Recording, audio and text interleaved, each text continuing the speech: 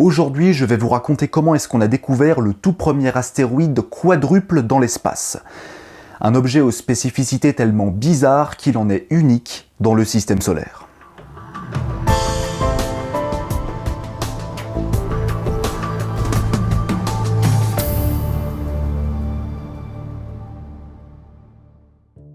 S'il y a bien un type d'objet qui fascine les médias en ce moment, ce sont les astéroïdes. En même temps, c'est une bonne idée pour faire des bons gros articles bien sensationnalistes sans trop d'efforts. Il ne faut cependant pas confondre l'aguicheur et le mensonger, parce que les astéroïdes nourrissent tellement de fantasmes qu'il est impossible de parler de ce sujet-là sans enrober un petit peu, en parlant de mystère, voire de mensonges. L'information qui revient le plus souvent, ce sont les géocroiseurs. C'est lorsqu'un astéroïde passe près de la Terre et franchit l'orbite terrestre, c'est-à-dire le cercle immatériel sur lequel la Terre tourne autour du Soleil. Les géocroiseurs sont définitivement devenus le sujet de prédilection pour parler d'événements cosmiques un petit peu étranges ou alors sensationnels. Pourquoi ? Eh bien parce qu'on peut jouer sur l'ignorance du grand public pour raconter n'importe quoi.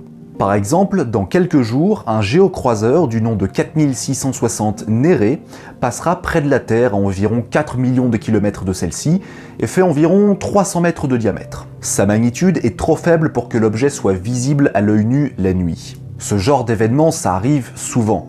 Mais vous aurez toujours des articles pour nous dire qu'un astéroïde va frôler la Terre et qu'il est potentiellement dangereux. Sauf qu'un astéroïde de 300 mètres, dans le jargon on appelle ça un gros caillou.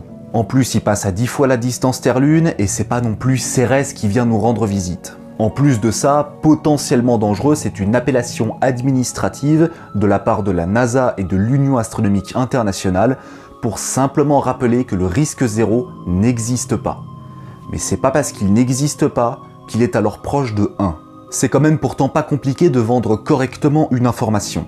D'ailleurs, heureusement qu'il y a des articles un petit peu sérieux pour amener de la science là où il ne règne que le putaclic. Et puis, si vraiment ils veulent vendre du rêve avec les astéroïdes, ils peuvent le faire sur d'autres sujets. La visite d'un géocroiseur, ça arrive de toute façon tellement souvent que c'en est aussi fréquent que la pleine lune. C'est juste normal. J'ai déjà parlé des astéroïdes en long, en large et en travers sur cette chaîne. Je vous ai présenté même des astéroïdes uniques dans leur genre. Mais ce qui est bien avec ce sujet, c'est qu'il est inépuisable, vraiment. Et comme je sais que vous aimez beaucoup les objets bizarres dans le système solaire, laissez-moi vous présenter un nouveau copain. Et pour cela, il faut d'abord remonter dans le temps. Le 17 février 1873, l'astronome américain Christian Peters détecte un nouvel objet céleste depuis l'observatoire de Litchfield dans le Connecticut aux États-Unis. À l'époque, nous étions en pleine révolution des astéroïdes. Le public commençait tout juste à se fasciner pour ces petits objets qui orbitent pour la plupart dans la ceinture principale entre l'orbite de Mars et celle de Jupiter. Depuis la découverte de Cérès en 1801, qui reste à ce jour le plus gros astéroïde de la ceinture, on s'est progressivement rendu compte que des objets pareils, il pourrait y en avoir des milliers, si ce n'est pas des millions. Aujourd'hui, nous savons qu'il en existe 1,7 million de plus d'un kilomètre et des dizaines de millions en dessous du kilomètre. Et concernant des cailloux de l'ordre de quelques centimètres ou de la poussière, le nombre est incalculable. Forcément, les premiers astéroïdes découverts sont les plus gros, tout simplement parce qu'ils sont plus faciles à détecter. Concernant Christian Peters, le morceau qu'il a découvert est plutôt un bon gros morceau. En effet, au siècle suivant, on estimera sa taille à environ 180 km de diamètre. Ce n'est pas assez pour avoir un équilibre hydrostatique et ainsi permettre la forme d'une jolie boule ronde, mais c'est déjà pas mal. Il ne le sait pas encore, mais Peters vient de découvrir encore aujourd'hui ce qui est considéré comme l'un des plus grands astéroïdes de la ceinture principale. Cet astéroïde, il va l'appeler Électre, en hommage au personnage de la mythologie grecque du même nom. Son orbite n'est pas circulaire, mais elliptique. Sa distance varie entre 370 et 560 millions de kilomètres. À titre de comparaison, Jupiter orbite autour du Soleil à une distance moyenne de 780 millions de kilomètres. Ce qui veut dire que Électre, à une bonne partie de sa révolution, est plus proche de l'orbite de Jupiter que de l'orbite de Mars. Cela dit, il a beau faire partie du top 100 des astéroïdes en termes de taille, mais à première vue, il paraît plutôt banal. Alors qu'est-ce qu'il a de si particulier, cet Électre ? Comme vous le savez probablement, je parle souvent d'astrodynamique sur ma chaîne. C'est l'étude du mouvement des astres, les orbites, les prédictions, etc.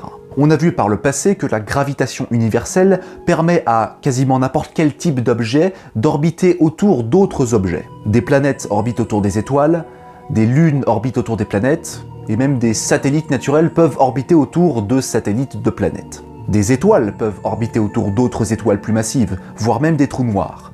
Et quand il ne s'agit pas d'objets célestes, mais de regroupements d'objets célestes, comme une galaxie par exemple, eh bien on a découvert des galaxies qui orbitent autour d'autres galaxies. Par exemple, notre Voie lactée dirige à elle seule un système galactique particulièrement riche, avec à ce jour 56 galaxies naines en orbite.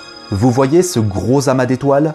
C'est une galaxie naine, la plus petite jamais découverte, du nom du Toucan. Et ce regroupement d'astres orbite autour de la Voie lactée. Et là, je pense que vous commencez un petit peu à voir où je veux en venir. Si n'importe quel type d'objet céleste peut orbiter autour d'autres objets plus massifs, qu'en est-il des astéroïdes ? Un astéroïde, c'est quand même quelque chose de beaucoup plus simple et facile à capturer pour une planète, plutôt qu'une lune ou une grosse comète.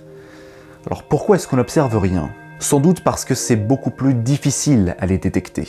En revanche, pour ce qui est d'Electre, son cas est unique dans le système solaire. En 2003, une équipe d'astronomes travaillant dans l'observatoire du Mauna Kea à Hawaï ont découvert un petit satellite qui orbite autour d'Electre. Difficile à croire au début, mais l'astéroïde vient d'en capturer un plus petit, d'une taille de 7 km de diamètre et qui orbite à environ 1300 km de distance. Cette découverte a amené à de nombreuses perspectives, puisque nous avons désormais la preuve irréfutable depuis maintenant une vingtaine d'années quasiment, qu'un astéroïde peut avoir un système de satellites à lui seul. Et ce n'est pas fini, puisqu'en 2014, une équipe du Very Large Telescope au Chili a détecté un deuxième satellite. Cette seconde lune a une taille de 5,6 km et orbite à environ 400 km de distance, soit l'équivalent de l'altitude de croisière de la Station spatiale internationale autour de la Terre. Vous noterez que pour un astéroïde, ces deux lunes sont quand même particulièrement grosses. En effet, des astéroïdes de plus d'1 kilomètre de diamètre, il y en a peut-être des milliers, mais par rapport au nombre total d'astéroïdes qu'on peut trouver, ils font plutôt partie de la minorité. Mais comme le dit la fameuse expression, jamais deux sans trois.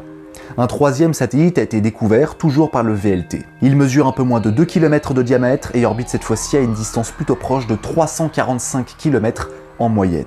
L'observation date de 2014, mais ce n'est que le mois dernier que la détection du troisième satellite a été rendue publique.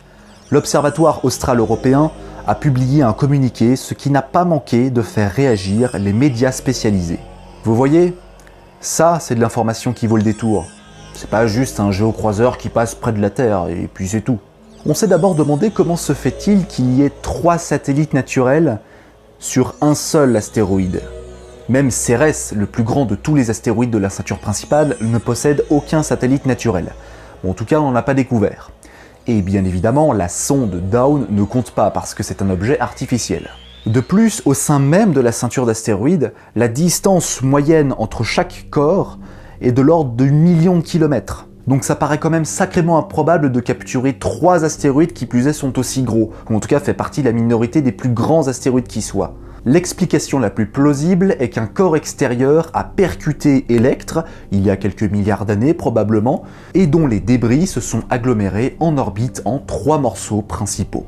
On a d'ailleurs de très bonnes raisons de croire à cette théorie, parce que la composition chimique, l'albédo, c'est-à-dire la quantité de lumière que ça reflète, ainsi que les raies d'absorption sont similaires. Nous avons donc le tout premier astéroïde quadruple, un astéroïde avec 3 satellites, ce qui fait de lui un objet unique dans le système solaire.